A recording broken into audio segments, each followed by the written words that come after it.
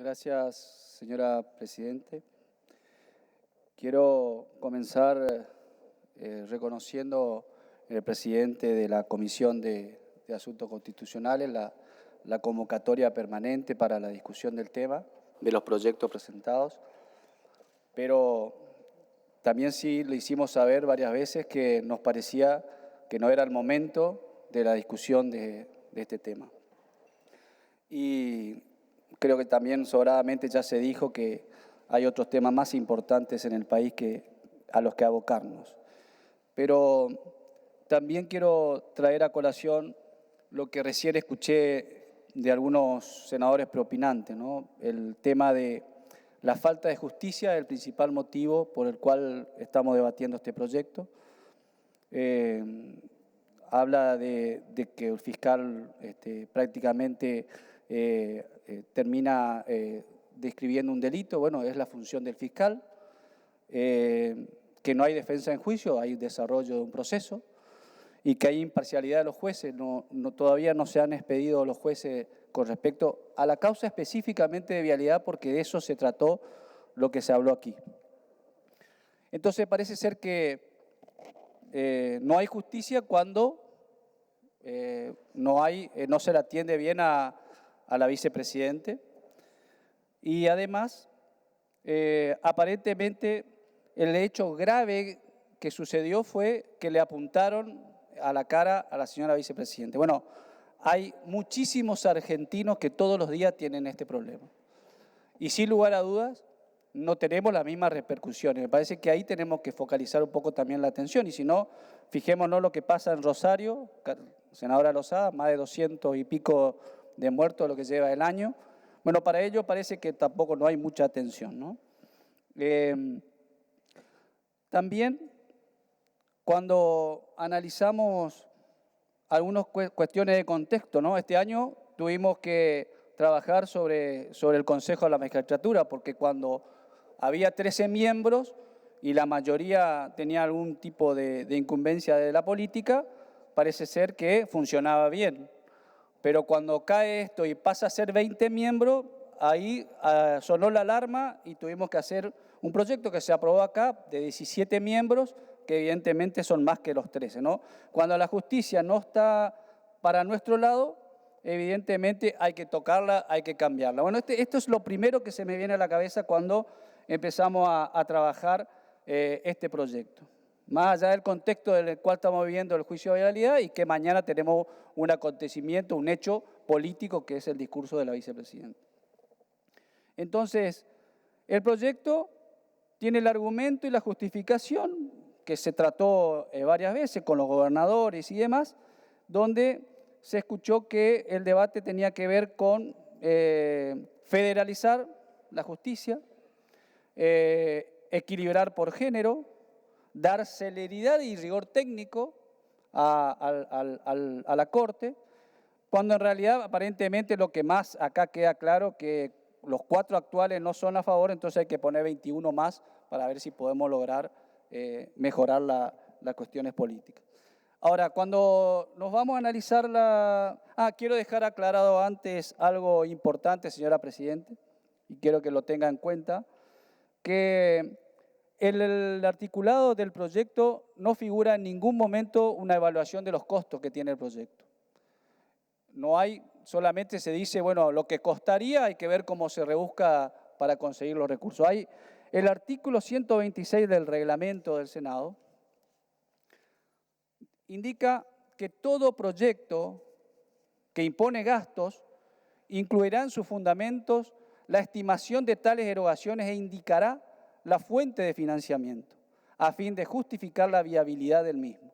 De no ser así, no se discutirá en las sesiones de la Cámara hasta tanto la omisión no sea subsanada por el autor o los autores del mismo.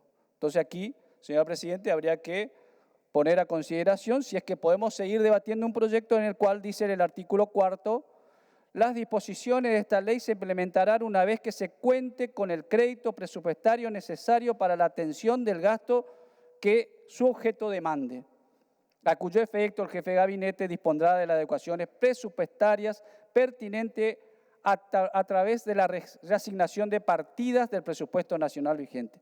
¿Cuál es el gasto objeto que demande? ¿Cuál es el gasto? Es más, no sabemos ni siquiera si estamos debatiendo un proyecto de 25 o de 15, la verdad que todavía no tenemos claro. Sí, vamos a referirnos a lo que figura en el orden del día, ¿no?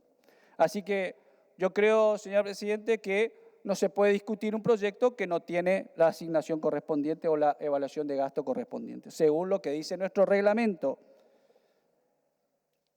que obviamente es producto de la improvisación que hay respecto a la urgencia de sacar un proyecto como sea para generar un hecho político y no realmente trabajar en la mejora de la justicia.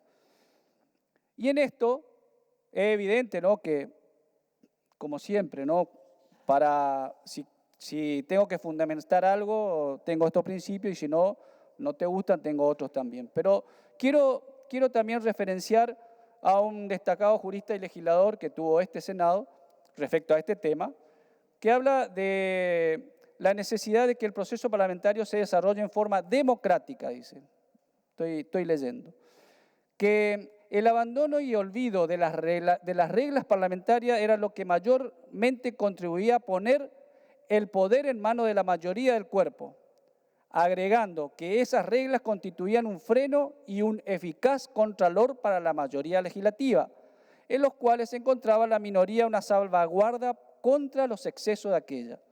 Precisamente la falta o el dificultoso cumplimiento de las reglas del debido proceso parlamentario desmerecen al Parlamento con un deterioro de la calidad institucional y democrática.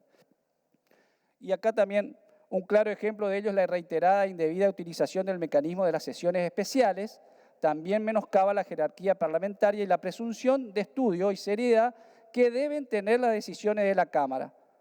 Textuales palabras del doctor Eduardo Menem en su obra Derecho Procesal Parlamentario.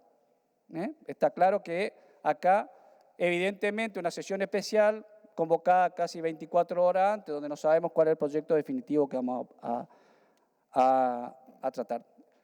En su efecto, igual, vamos a entrar a considerar los fundamentos que tiene este proyecto. El doctor Eugenio Zaffaroni estuvo en la comisión y planteó 24 miembros. Cada gobernador tiene que proponer dos, un hombre y una mujer, y ahí el Poder Ejecutivo mandaría un pliego designando uno de ellos. No sé de qué forma, ¿no? Pero bueno, ese fue un poco el principio. Después en el Consejo Federal de Inversiones se juntaron 16 gobernadores y allí también emitieron una nota a la ciudadanía y dijeron ellos, ¿no? El objetivo es que la Corte Suprema sea más moderna, más eficaz, acorde a las mejores experiencias internacionales y principalmente tenga un verdadero carácter federal. Quiero decirles que en el proyecto presentado no dice nada de la representación de las provincias, absolutamente nada. No hay federalización aquí. Aparte tampoco explica de qué forma se va a mejorar la justicia ampliando el número. No sé de qué forma va a ser más moderna, ni de qué forma va a ser más eficaz llevar a 25 miembros cuando sabemos que como mínimo hoy actualmente pasa por 200 personas entre secretarios y prosecretarios cualquier tipo de tratamiento. O sea, imagínense lo que sería con mayor cantidad de números, ¿no? También,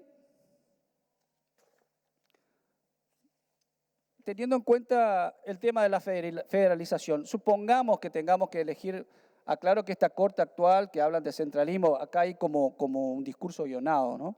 Pero el centralismo de que se habla hoy, esta actual Corte tiene dos miembros de Santa Fe, uno de Córdoba y uno de Corrientes, recién lo decía el senador Lutó. O sea, no sé a qué centralismo se refieren. Después se plantea la cuestión del federalismo como si fuera que la idoneidad está de lado. Entonces quiere decir que si vamos a elegir a alguien de cada provincia, cada uno va a tener que tener la responsabilidad de defender los intereses de su provincia. Estamos deslegitimando y desacreditando lo que funciona, cómo funciona la Corte Suprema. Evidentemente es la idoneidad la que funciona y esto está obviamente tenido en cuenta. Segundo punto importante que se plantea el tema de género. el mismo Néstor Kirchner lo planteó ya en el decreto 222, como recién lo mencionaban. Dice, podrían inconformarse por igualdad de género. También lo dice este último proyecto, por lo menos el que tenemos a la vista, que podría ser hasta 13 miembros, podría integrarse por el tema del femenino. Ahora, en esta misma casa se discutió hace un tiempo, cuando se envió del Consejo de la Magistratura para conformar alguna Cámara Federal de Tucumán, en el orden de mérito el primer lugar ocupaba una mujer. Y resulta ser que el presidente manda el pliego del segundo, que era un hombre. Una Cámara integrada incluso por 2 hombres ya, ¿no? Entonces, ahí lo que se contestó acá, los senadores de aquí decían, no, pero acá el que gana decide, acá es una cuestión política y no tiene obligación el presidente de elegir a una mujer. No tomen la cuestión de género para esas cosas. Bueno, entonces al final, si fuera otro el presidente, sería un machirulo en los términos permanentes que se utilizan en esta Cámara. Ahora, cuando tienen que defender a la mujer, en ese momento, la banca de la mujer, por ejemplo, no se expresó para nada. En ese caso, no dijo nada con respecto a la doctora Rosado, que tenía en el orden de mérito el primer lugar. O sea, queda claro que la mujer estaba más preparada y era idónea y sin embargo se la dejó de lado. Bueno, esto tampoco se tuvo en cuenta. La cuestión... Vaya finalizando, por favor, senador. Sí. La cuestión de las materias. Como se dijo aquí, y como por ahí mal se menciona, que el ciudadano de a pie tiene la posibilidad de mejorar la justicia y demás, la Corte Suprema de Justicia de la Nación tiene una función especial que es el control de constitucionalidad. A ellos les llegan los juicios o los procesos que tienen ya una instancia superior. Si vamos a poner por instancias especiales, vamos a terminar generando una nueva Cámara de Casación de cuestiones que no tienen incumbencia en la Corte. Por lo tanto, terminaríamos creando una tercera instancia que no es lo que se pretende. Y en esto quiero dejar claro, porque si queremos realmente que sea más eficiente, tenemos que tener en cuenta, como también se decía aquí, que la mayoría de los juicios que llegan a instancia de la Corte tienen que ver con 3 cosas. Primero, las cuestiones previsionales, en una de la mayoría de las circunstancias. En segundo lugar, cuestiones penales. Y en tercer lugar, cuestiones administrativas. Y acá lo que no hay que hacer es el distraído en pensar que cuando se trata de cuestiones previsionales tienen que ver, como se decía aquí, el tema de que a veces nos equivocamos con la legislación o no cumplimos con lo que la legislación dice y por lo tanto terminan los juicios tratándose en la Corte. Además, con la obligación de que el Estado tiene que apelar permanentemente hasta que llegue a la Corte todos los casos. El segundo punto es la cuestión penal. Nuevamente, si quieren, vamos al caso de Rosario. También el Estado tiene mucho que hacer para que las circunstancias no lleguen ahí. La ley penal llega tarde, los sucesos ya ocurrieron.